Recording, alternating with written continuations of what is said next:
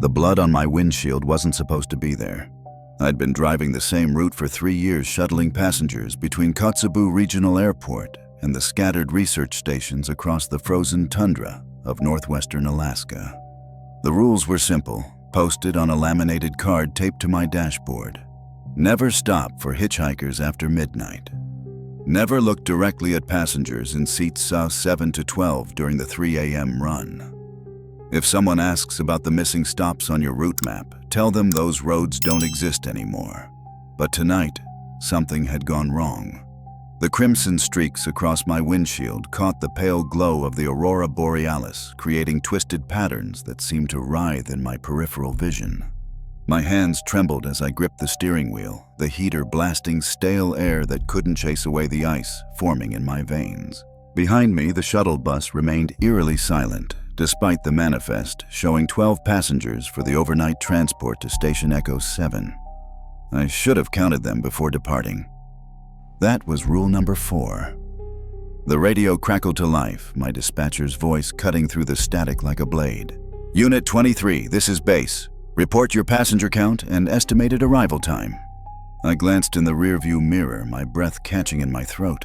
The seats that should have held sleeping researchers and maintenance workers stretched empty into the darkness, illuminated only by the dim emergency lighting that cast everything in shades of amber and shadow. But I could feel them watching me, 12 pairs of eyes that shouldn't exist, burning holes into the back of my skull. Unit 23, please respond. My mouth felt dry as Arctic sand. The blood on my windshield was spreading, though no impact had occurred. In the distance, the lights of Station Echo 7 flickered like dying stars against the endless white expanse. But something told me I'd never reach them. Not tonight.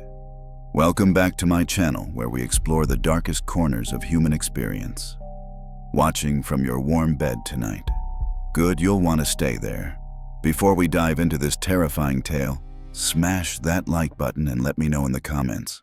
Have you ever felt like you were being watched by something that shouldn't exist? My name is Marcus Chen, and for the past 3 years I've been one of only 4 drivers employed by North Star Transportation Services, the sole company contracted to provide ground transport for Kotzebue Regional Airport's extended operations.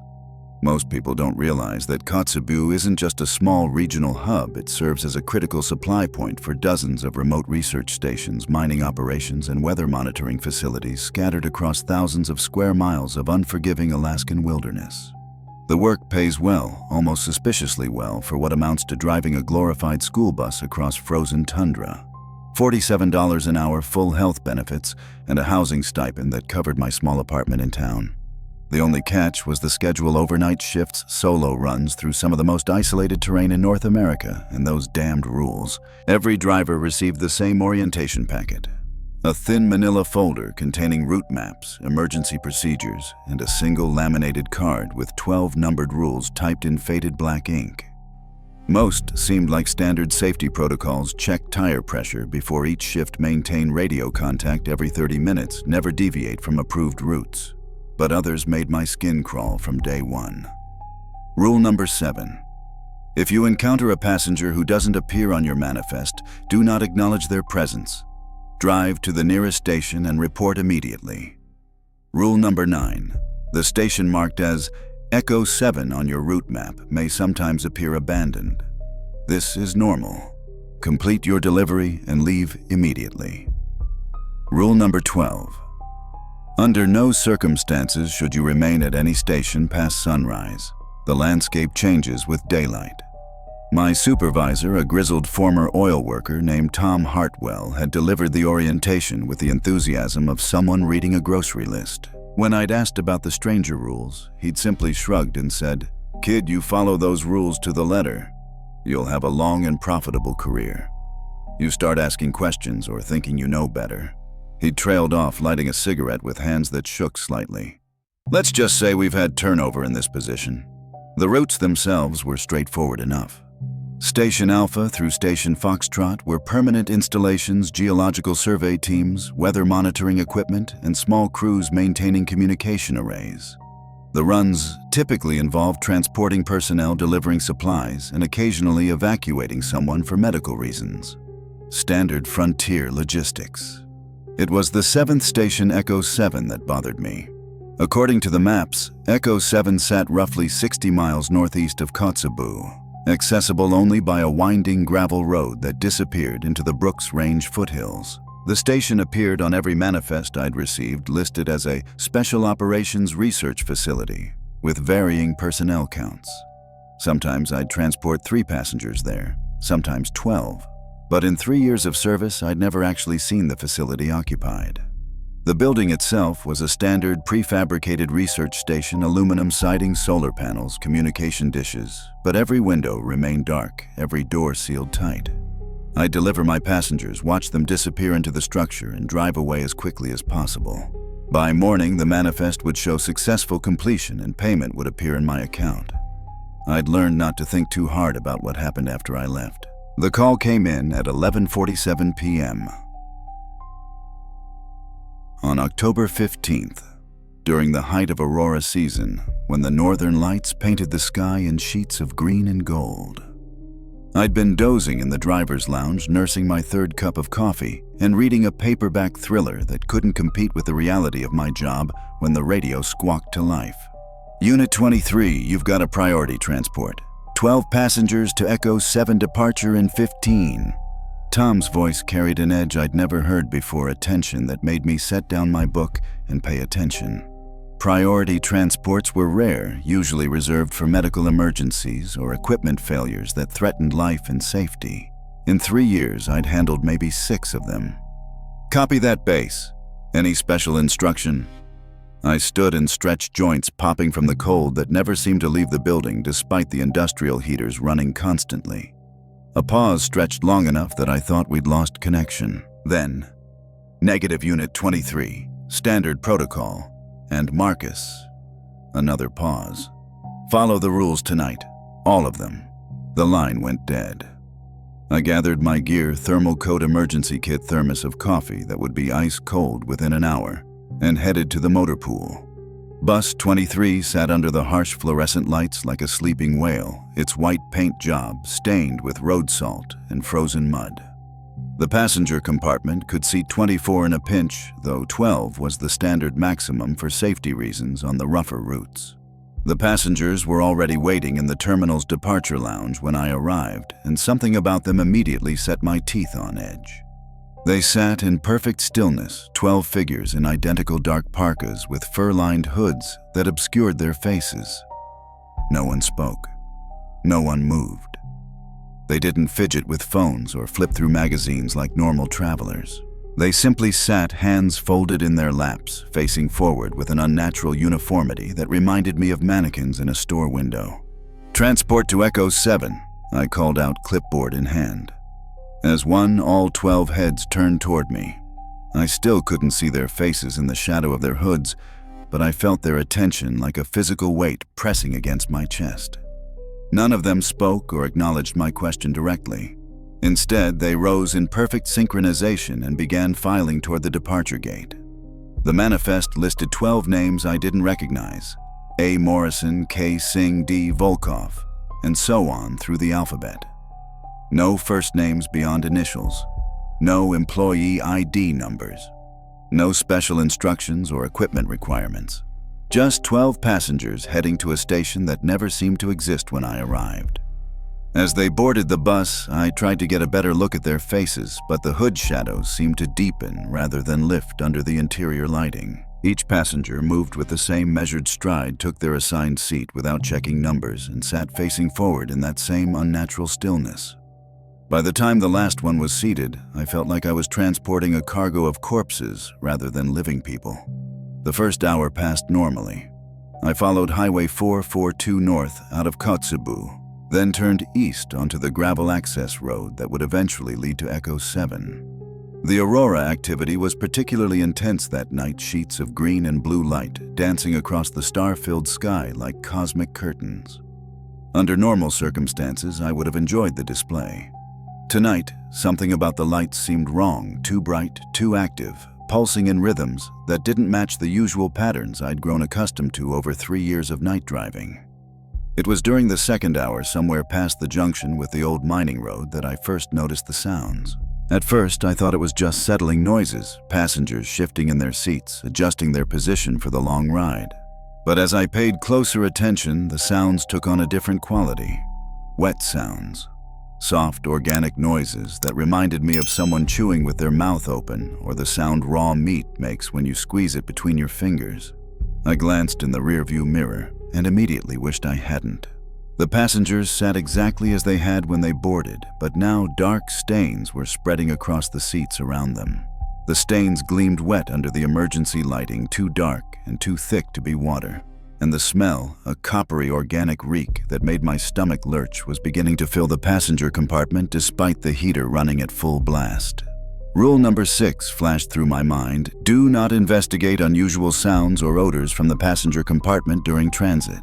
I forced my eyes back to the road and cranked up the radio, hoping to drown out the increasingly disturbing sounds from behind me. But even over the static and garbled classic rock, I could hear them wet, rhythmic noises that seemed to be getting louder and more frequent as we drew closer to our destination. The GPS showed 23 miles to Echo 7 when the windshield began to spider. It started as hairline cracks in the upper right corner, barely visible in the glow from the dashboard.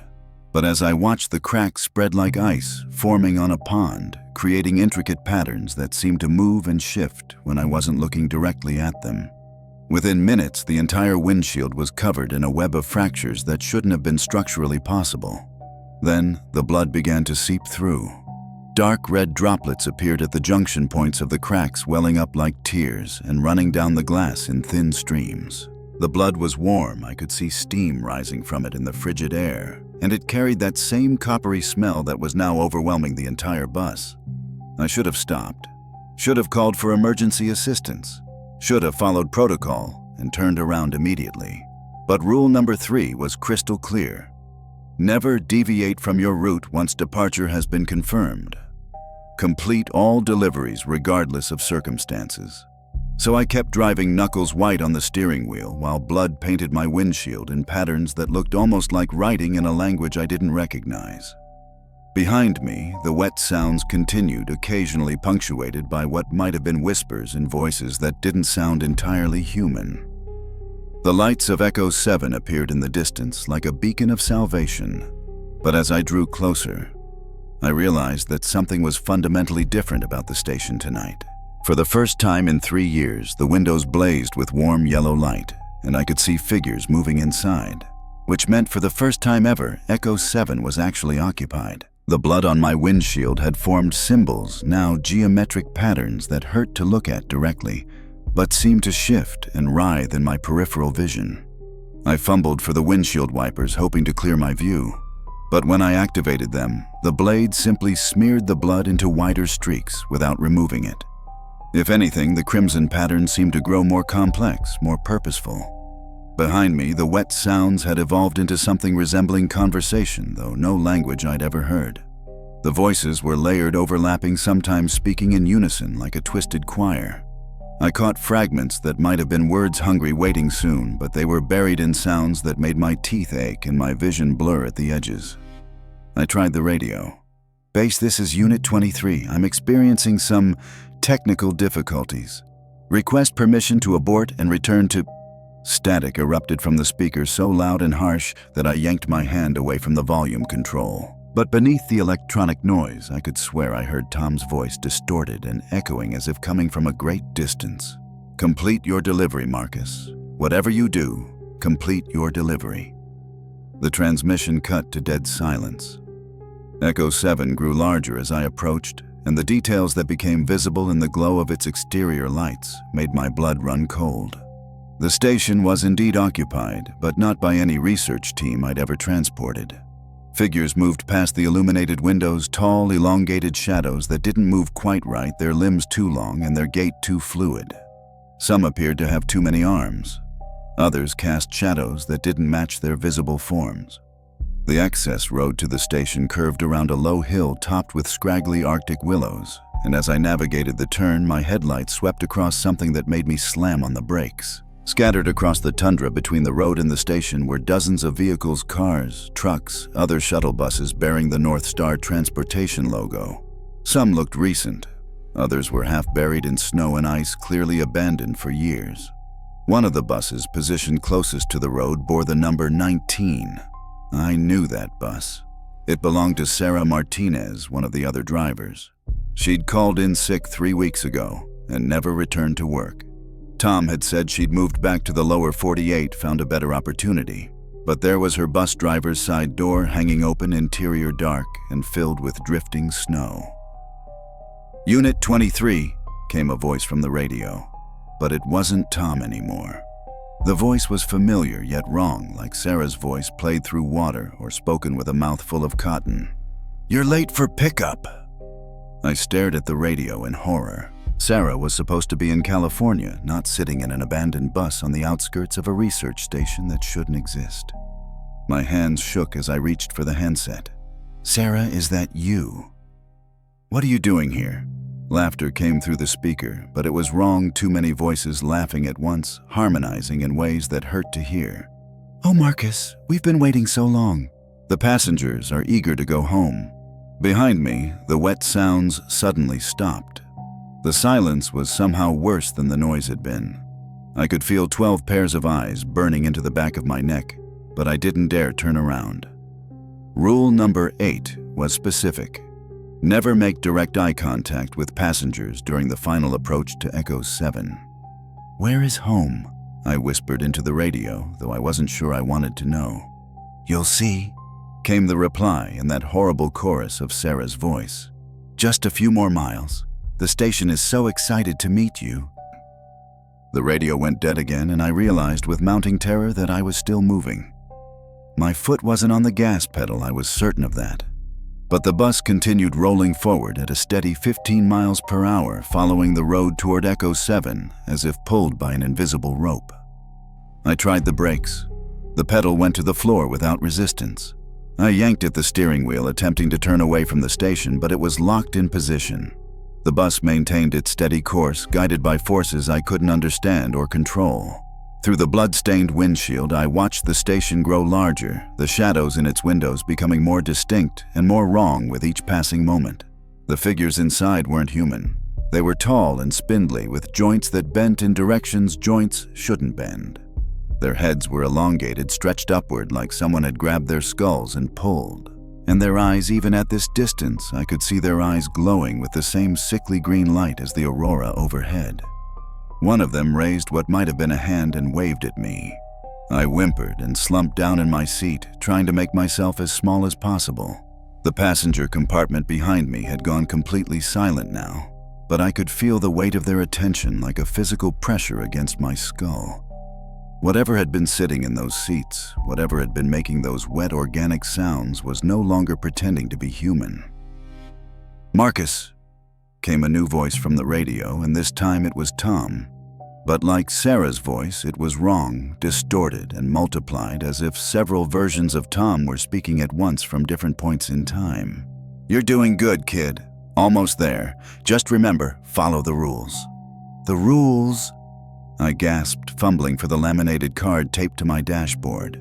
My hands were shaking so badly I could barely read the faded text. But I found the relevant entries. Rule number 10, upon arrival at Echo 7, remain in your vehicle until all passengers have disembarked. Rule number 11, do not attempt to communicate with station personnel. Complete your delivery and depart immediately. Rule number 12, under no circumstances should you remain at any station past sunrise. I checked my watch, 4:23 a.m. Sunrise was still hours away, but something told me that the usual rules might not apply tonight.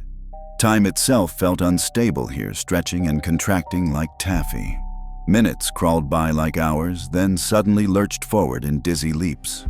The bus finally rolled to a stop in front of Echo 7's main entrance, and I got my first clear look at the research station. The building was wrong. Not obviously wrong, the basic structure matched what I remembered from previous visits, but the proportions were off. The doors were too tall, the windows were too wide. The entire structure seemed to lean inward as if the walls were slowly collapsing toward some invisible center point. And then, the doors of the station opened. What emerged wasn't human, though it might have been once. The thing was roughly humanoid, but stretched vertically, its limbs too long and too thin, its head elongated into an oval that reminded me of a football balanced on end. Its skin was pale and translucent, showing dark veins beneath the surface that pulsed with their own rhythm. When it moved, it flowed rather than walked, gliding across the frozen ground without seeming to touch it. Behind it came others, a procession of similar creatures emerging from the station like pallbearers at a funeral. They arranged themselves in a semicircle around the bus, their glowing green eyes fixed on the passenger compartment. "Time to go," whispered one of my passengers, and I realized with soul-crushing horror that they were no longer in their seats. Instead, they stood in the aisle behind me, their identical dark parkas hanging empty and loose around forms that were no longer human.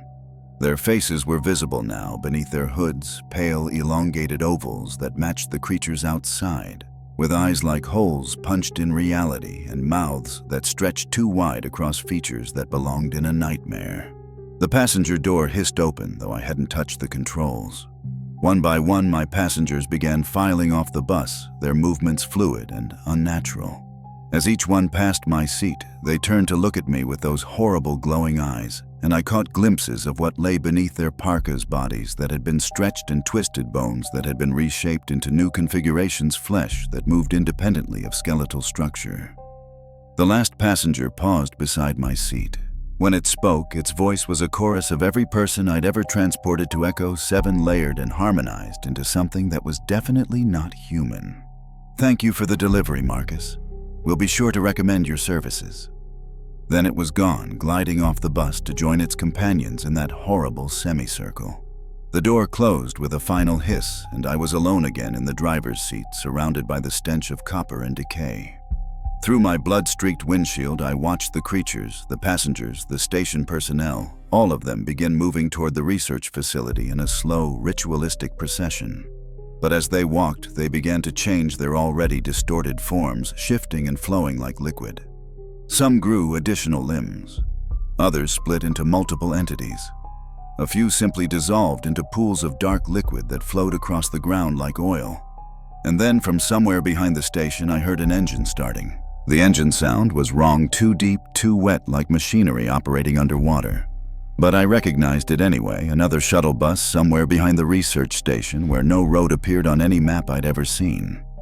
As the sound grew closer, I caught sight of movement in my rearview mirror that made my bladder clench with terror. Bus 19 was approaching from behind Sarah Martinez, visible through the driver's side windshield. But Sarah was wrong now, stretched and elongated like the passengers I'd just delivered, her face a pale oval with too many teeth visible in her impossibly wide smile. Her hands on the steering wheel were too long with too many joints, and her eyes glowed with that same sickly green light. She pulled alongside me, and I could see that her bus was full.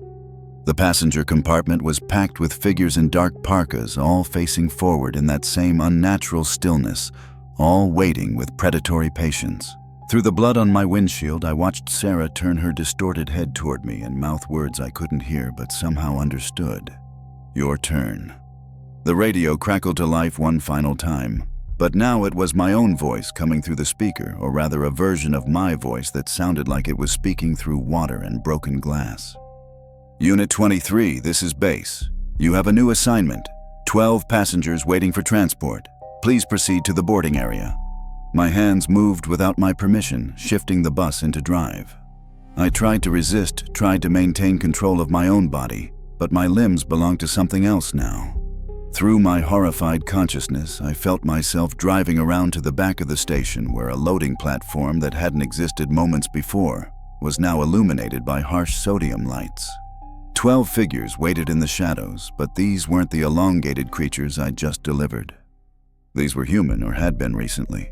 I recognized some of them, other drivers from North Star Transportation research personnel I'd transported over the years, even a few faces from town. They all wore the same dark parkas, but beneath their hoods, I could see their faces slack and empty-eyed like puppets waiting for someone to work their strings. As I pulled up to the platform, I caught sight of my reflection in the driver's side window and screamed. My face was changing. The bones beneath my skin were shifting, elongating, stretching upward into the same oval configuration I'd seen on the creatures. My eyes were beginning to glow with that horrible green light, and when I opened my mouth to scream again, I saw that my teeth had become too numerous and too sharp. But the worst part was that I could still think, still feel, still experience terror, as something else took control of my body and used it like a vehicle. I was a passenger now in my own flesh, watching helplessly as my hands opened the door and gestured for the waiting figures to board. They filed onto the bus with the same measured pace as every passenger I'd ever transported, taking their assigned seats without checking numbers. But as each one passed my seat, they turned to look at me with eyes that held recognition and desperate plea for help that I couldn't provide. The last passenger to board was Tom Hartwell. His face was pale and slack, but his eyes still held a flicker of the man I'd known. When he leaned close to my seat, his voice was barely a whisper, choked with an emotion that might have been relief or despair. "Follow the rules, kid. Always follow the rules. It's the only way to hold on to something." Then his face went blank like the others, and he took his seat in the back of the bus. My hands, no longer truly mine, shifted the bus into drive and began following a route I'd never seen before. We drove past Echo 7, past the scattered vehicles, past landmarks I should have recognized, but which now seemed twisted into new configurations. The aurora overhead pulsed in rhythm with our movement, green and gold sheets of light that formed symbols in languages older than human speech. Behind me, the passengers sat in perfect silence, but I could feel their awareness like a weight pressing against the back of my skull.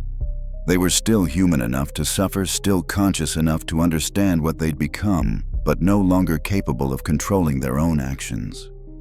They were battery fuel for something vast and hungry that used the research station as its feeding ground and the shuttle service as its delivery system. The radio crackled one more time, and this time the voice was my own, the real me, the me that was rapidly being subsumed by whatever force controlled this place. "Unit 23 to base," my voice said through the speaker, though I wasn't speaking. "Delivery complete. En route to Kotzebue Regional with return passengers. Estimated arrival 6:30 a.m. As we drove through the Arctic night, I realized with crystalline horror what the rules had really been protecting. Not us, the drivers, the passengers, the station personnel. They'd been protecting everyone else. The shuttle service wasn't transportation. It was harvest. And I wasn't a driver anymore. I was bait. The return journey to Kotzebue took 3 hours, though it felt like both an eternity and an instant. Time moved strangely when you were no longer fully human, stretching and contracting like elastic. I sat behind the wheel, my elongating hands gripping the controls, while my consciousness was pushed deeper and deeper into the corners of my own mind.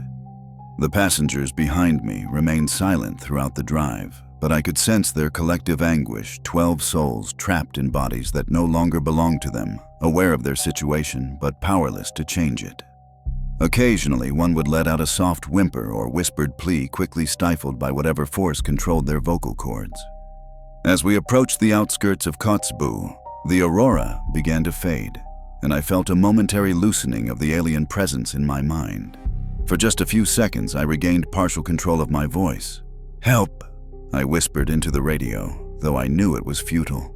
"Someone help us." The station.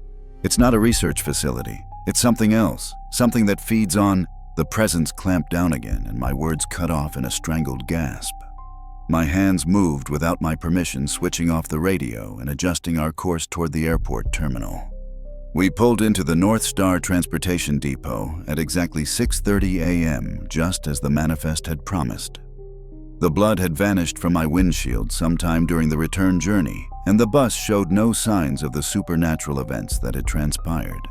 To any outside observer, it would appear to be a routine return from a scheduled transport run. The passengers filed off the bus with the same mechanical precision they'd shown boarding, dispersing into the pre-dawn darkness around the airport. Some headed toward the employee parking area, climbing into cars that would take them back to homes where they would resume their lives, or the semblance of lives, until needed again. Others disappeared into the terminal building, perhaps to book flights to destinations I couldn't imagine. Tom was the last to leave. As he passed my seat, he paused and placed one too long hand on my shoulder. His touch was cold and wrong, but his eyes still held that flicker of recognition. "Welcome to the family, kid. he said in a voice like grinding stone. "Tomorrow night, you'll get your new route assignment. Echo 7 always needs fresh drivers." Then he was gone, leaving me alone in the driver's seat with the growing certainty that my transformation was far from complete. The green glow was fading from my eyes, my face was slowly returning to its normal proportions, but I could feel the alien presence settle deep in my mind like a parasite waiting for the next full moon, the next aurora storm, the next time it would need to use my body for its purposes. I looked at my reflection in the rearview mirror and saw something that was almost human. Almost. I've been driving for North Star Transportation for 6 months now since that night. 6 months of normal runs, normal passengers, normal destinations. The company gave me a raise and a commendation for exceptional service during what they called challenging weather conditions. Tom Hartwell retired the week after my Echo 7 run, supposedly moving to Florida to be closer to his grandchildren. His replacement is a nervous young woman named Jennifer Walsh, who hands out the same orientation packets with the same laminated rule cards.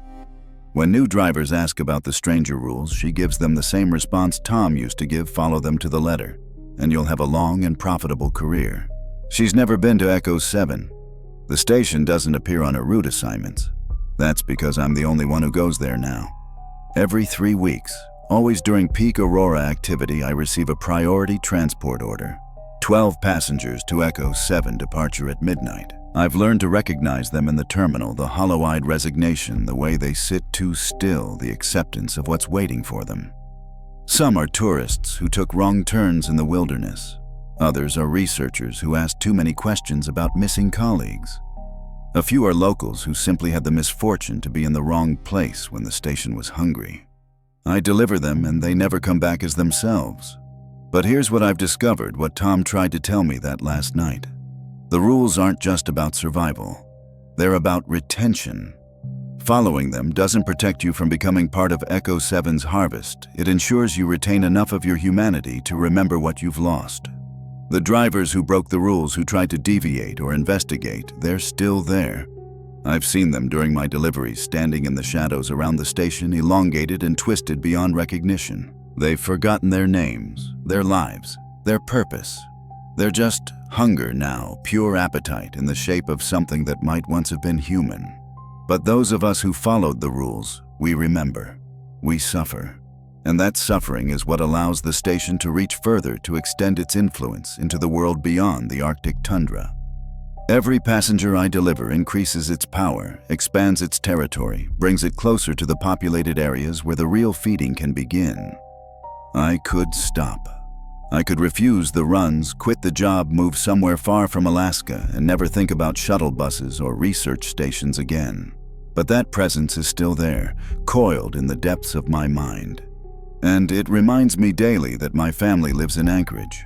My sister works in Seattle. My college roommate just moved to Denver with his new wife.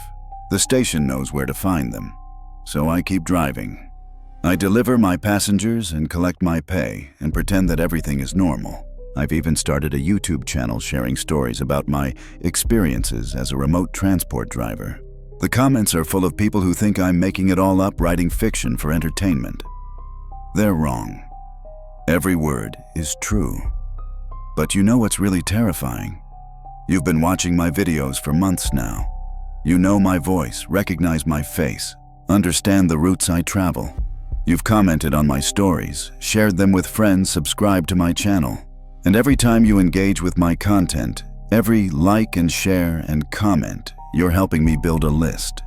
Names and locations and digital footprints that make it so easy for Echo 7 to find you when it's ready to expand its operations to the lower 48.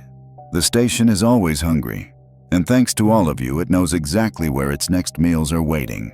Sweet dreams, and remember, always follow the rules.